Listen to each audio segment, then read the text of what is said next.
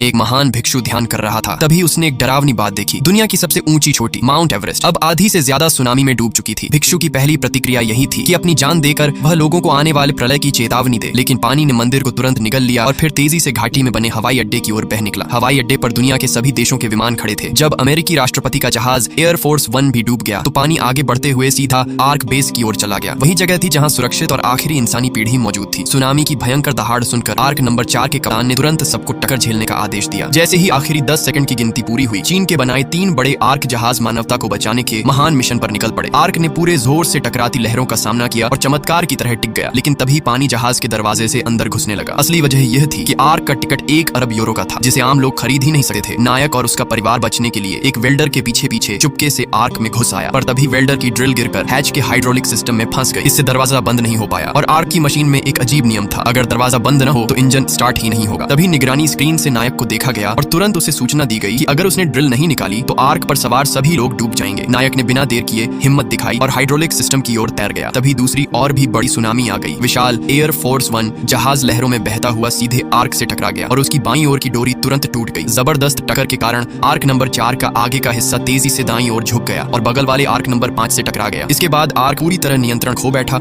और उग्र समुद्र में तेजी से गिर